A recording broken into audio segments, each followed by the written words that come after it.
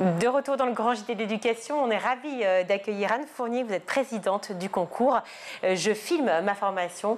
C'est vrai, qu'est-ce que je vais faire plus tard? Quelle formation choisir? On a beaucoup parlé de ce Grand JT. Évidemment, l'orientation est un casse-tête pour tous les élèves, mais aussi pour les parents. Et un concours vidéo propose de découvrir différentes formations pour aider justement les élèves à s'orienter le mieux possible. Ça s'appelle « Je filme ma formation ». Alors, racontez-moi comment ça se passe. Alors, ça se passe de la manière suivante. Donc, les élèves qui suivent une formation sont tout bêtement invités à réaliser une vidéo de 3 minutes sur la formation qu'ils sont en train de suivre. L'objectif, c'est de créer une méga base de données vidéo, ce qui est en cours, sur quasiment toutes les formations qui existent, afin d'aider tous les jeunes, par exemple au collège et au lycée, à se projeter et en savoir plus sur les différentes formations qui existent, en complément de la formation institutionnelle, officielle, voire papier ou site internet. L'idée, c'est que dans ce concept, les jeunes s'adressent aux jeunes. C'est ça, c'est vraiment de pouvoir comprendre ce qu'est un métier, ce qu'est une formation. Donc en fait, il s'agit aussi de mettre en valeur l'établissement dans lequel est fait la formation, de raconter comment ça fonctionne, comment ça marche. Voilà, comment ça fonctionne, comment ça marche, quelles sont les relations par exemple avec les entreprises, quels sont les débouchés de la formation, car ça c'est vraiment essentiel.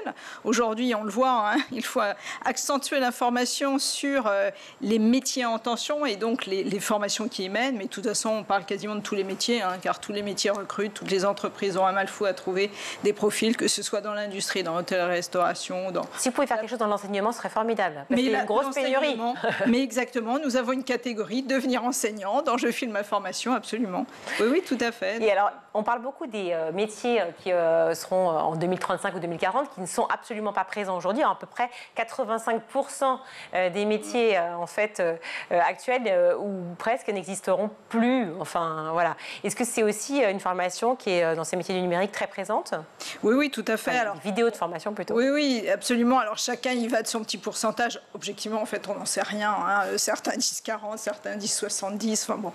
On espère que le métier de journaliste existera encore. Oui, voilà, hein. exactement. Mais non, mais ce qui est intéressant, c'est que les compétences existeront toujours. Au-delà des métiers, des formations, les compétences. Et par exemple, dans votre domaine, par exemple, c'est en effet le numérique de plus en plus. C'est la communication, les soft skills, etc. Donc voilà. Mais en revanche, il est évident que tout ce qui est numérique est fondamental. On le voit bien. Il faut qu'on assure notre transition énergétique, notre souveraineté industrielle. Et tout ça, cela passe par des métiers, des formations, c'est vrai, plutôt numériques. Alors, ça peut paraître comme ça un peu rigolo et facile de faire une vidéo de 3 minutes, mais ça ne l'est pas, et nous, on le sait. Donc, comment ils s'y prennent, justement, ces jeunes? Parce qu'ils ont entre eux, c'est ça, je ne sais plus, 14 ou 15 et 25 ans? Oui, voilà, exactement. Alors, deux choses. D'une part, nativement, ils sont assez doués, on va dire. Hein. Nativement, ils sont assez doués. D'ailleurs, de plus en plus doués d'une année sur l'autre, car ce concours existe depuis 6 ans. Et d'une année sur l'autre, finalement, la qualité évolue énormément en bien. Et par exemple, maintenant, ils filment avec leur iPhone, hein, concrètement, ou leur mobile. Il suffit juste d'ajouter une petite prise son et objectivement, ils font des vidéos, mais magnifiques, tant sur le message, sur le fond et que sur la forme. Et d'autre part, nous les aidons évidemment, justement plutôt sur le fond, sur les messages, à construire une belle vidéo qui va attirer en effet l'attention du public. Et oui, parce que l'attention du public, c'est aussi l'attention de ceux qui vont recruter après. Voilà. Donc vous êtes en partenariat, je crois, sous le patronage du ministère de l'Éducation, du ministère de l'Enseignement supérieur, de la Recherche et du ministère du Travail. Donc on peut imaginer que ça débouche aussi sur soit un stage, soit une autre formation, soit carrément un job après? Absolument, c'est ce qui se passe quasiment tout le temps, c'est-à-dire à partir du moment où un jeune s'est intéressé à une formation ou un métier, entre dans une entreprise, surtout dans les métiers qui recrutent. Après, il suffit d'envoyer son CV et de se faire reconnaître pour trouver un stage, voire une alternance, voire un job. Et tous les ans, en effet, on a ce type de témoignage.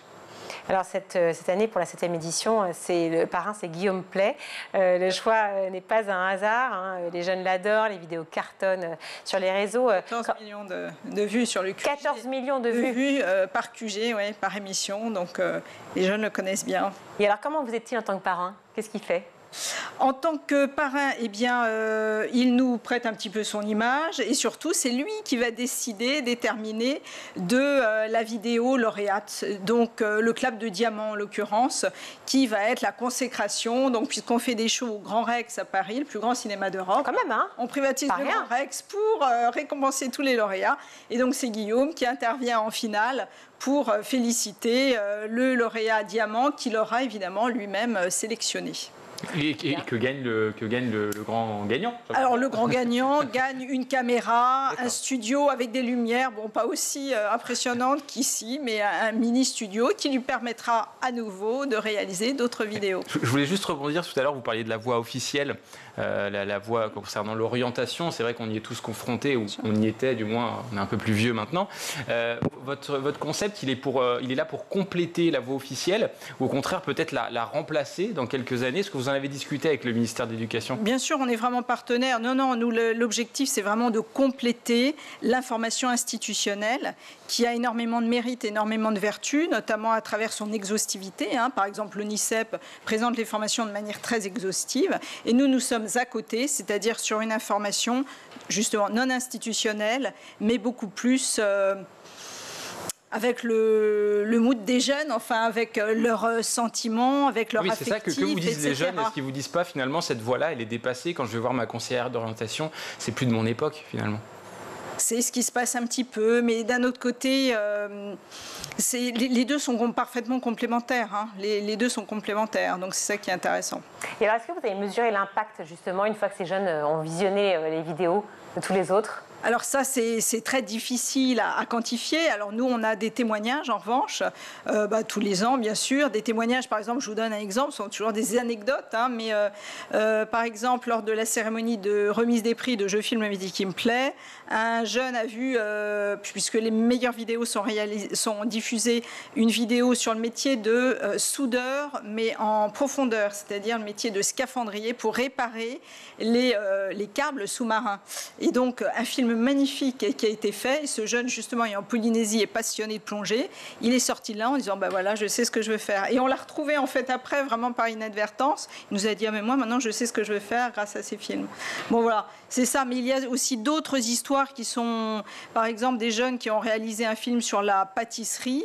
Ils n'étaient pas très emballés. Et finalement, un des jeunes s'est rendu compte que lui, ce qu'il aimait faire avec sa maman, ils étaient en décrochage scolaire. Ce qu'il aimait faire avec sa maman, c'était les gâteaux. Et il s'est évidemment, c'est après engagé dans la voie. Alors, vous différenciez justement la formation du métier, parce que effectivement, c'est pas la même chose que d'apprendre effectivement à être soudeur pour des câbles sous-marins, que effectivement d'exercer des métiers. Donc, ce sont des choses différentes. Oui, nous avons organisé en fait 2 concours. Le premier, chronologiquement, c'est Je filme le métier qui me plaît. Donc là, les jeunes sont invités à filmer un métier qu'ils voudraient connaître ou qu'ils pensent connaître. On s'est marié pour ce faire avec le monde du cinéma, c'est-à-dire on fait toujours une remise des prix à nouveau au Grand Rex. On privatise le Grand Rex pendant une journée. Vous allez à Cannes bientôt, peut-être vous, non? Oui, alors, pour parler de Cannes, par exemple... Tapis rouge. Mais oui, on a eu Costa Gavras comme président du jury pendant 2 ans. Tout simplement. Et on fait toujours les remises de prix pendant le Festival de Cannes, car c'est le Festival de Cannes des jeunes. Voyez. Et il ne pouvait pas revenir, car le festival lui consacrait une rétrospective sur toute sa carrière. Il nous a dit, c'est pas grave, je vais en parler sur les marches. Et voilà, ça nous a fait une pub d'enfer. C'est peut-être là où on a commencé à décoller, d'ailleurs. Mais le milieu du cinéma nous rejoint, parce que tous les ans, on a des président de jury emblématique. Il y a 4 ans, c'était Jean Dujardin, qui était un président magnifique, engagé, etc. Après, Claude Lelouch. L'année dernière, Danny Boone. L'année d'avant, Jean Reno. Et cette année, c'est Géraldine Nakache, une fille, une femme. Ah là là, mais je veux venir, moi. Écoutez, vous êtes bienvenue. Ouais, trop sympa. Donc ça, c'est le 25 mai à 14h. Je note. À 14h, on sera en pleine émission. Bon, il ne faut pas décoller. Je viendrai. Le 23 mars, mais oui, venez. C'est vraiment à voir toute cette énergie des jeunes qui sont vraiment ravis d'avoir fait des vidéos, de les voir.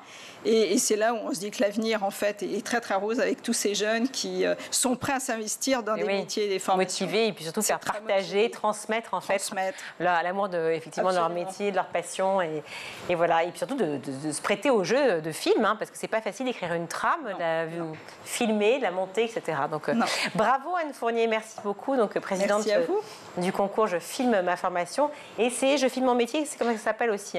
Et c'est Je filme le métier qui me plaît.tv. Je filme le métier qui me plaît, voilà. Donc on va quoi sur le site directement? Oui, absolument. On va sur le site, je filme le métier qui me plaît.tv, puis je filme ma formation.tv. Et toutes les vidéos réalisées par les jeunes sont donc sur la plateforme d'aide à l'orientation parcoursmétier.tv. Et pour ceux qui veulent le faire, c'est quoi l'échéance? Alors, les candidatures sont attendues pour le 10 janvier. Donc après les vacances de Noël. Et les vidéos, ils ont encore le temps. Pour la formation, c'est le 10 février. Et pour le métier, c'est le 17 mars. Ok, je crois qu'on a tout noté. Merci mille fois. Merci infiniment. Merci.